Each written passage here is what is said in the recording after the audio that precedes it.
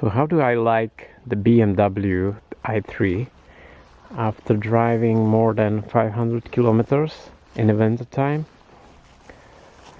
I like the car, the design.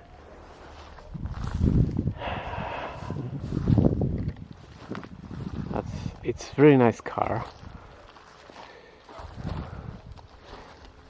It's very spacious, although may not look like.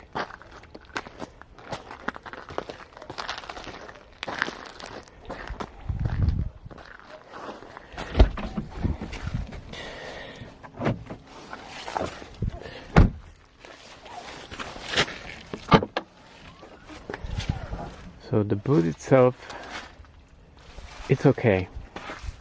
For such a small car, you can get plenty stuff in here. And a nice thing is when you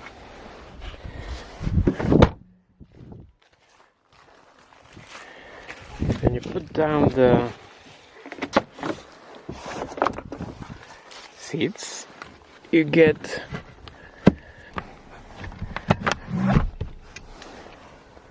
it's straight floor, so that's really cool. And the adult can fit here like normal. It's okay. Like in front, there is no problem with space. I would say the opposite. Like the doors itself, it's cool.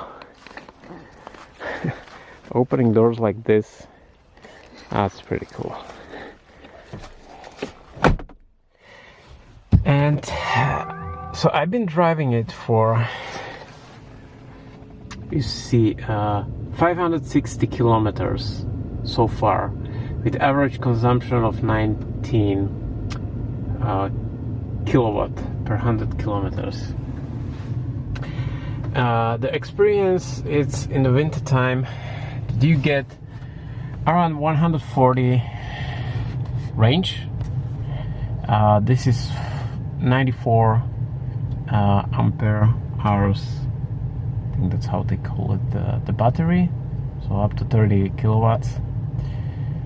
And it was winter. I was driving it on a highway, those 500 kilometers, cruising 110 and having a like temperature of 23 degrees, you know, in comfort mode, because you can change it here to Comfort Eco Pro Plus. That basically is reducing the air condition, or it's turning it off completely. And you see how the range is basically changing. So if I put Eco Pro, it's giving me 154 kilometers. It's 90%. So back to the experience. I've been driving it through the highway like 500 kilometers. We had to stop almost every 120 kilometers. So still 20 kilometers was left here. I think there was more in the battery, but you know, to be on the safe side, we always stop after 120. Charge it with DC pretty quickly. This car can be charged up to let me show you the port. Like the speed is 50 kilowatts per hour, and it does charge like within 30 minutes. If the first charging was not that quick, because the battery and the car was cold, so it was getting slower speeds, charging speeds. But then I was able to get it within 30 minutes, which was okay. So you drive 120 kilometers, you stop for 30 minutes, and you can continue. Obviously, this car is for city drive, so it's not really for highway. But if you need it, it's okay. You can do it. So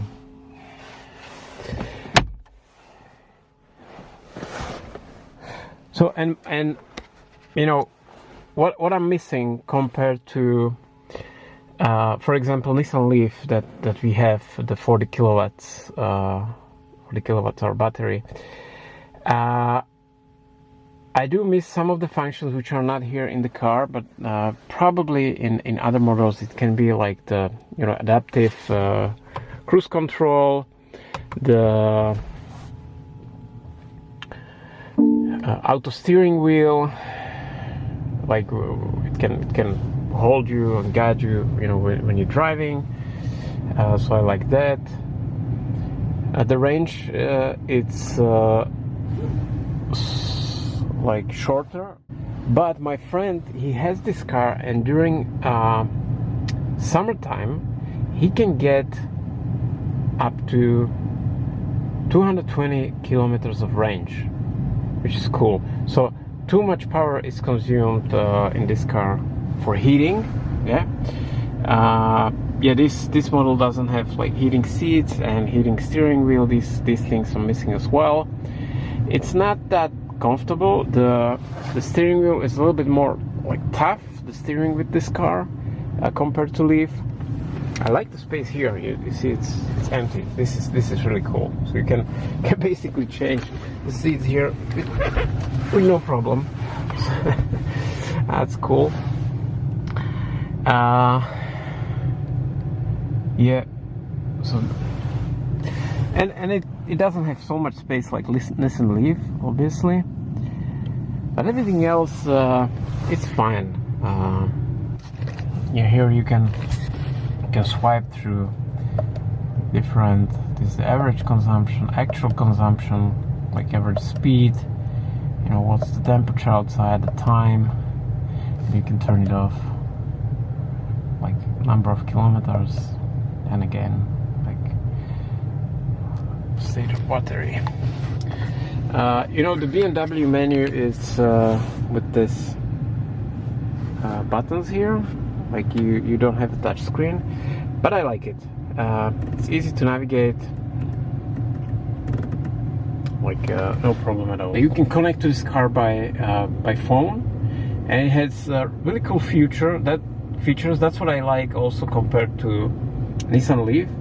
That Nissan Leaf has app as well, but it's not working that well as here. So here you can like close, lock the car, unlock the car, like preheat. You see charging history. You see a location of the car, which doesn't happen on Nissan.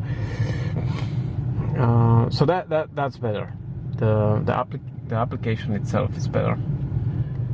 So I could imagine to switch it or have this car instead of the Leaf, as the Leaf is used mostly for like shorter drive.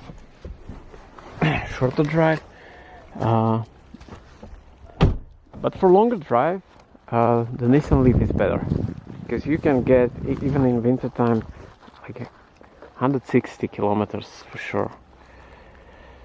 Here I'm not sure, I would have to test it, but yeah.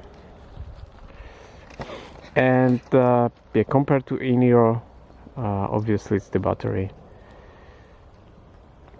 the long range. So we did the trips, the 500 kilometers trips together with in-euro, and in-euro could only be charged once during this trip, but the i3 has to be charged, I think 6 times or 5 times for sure.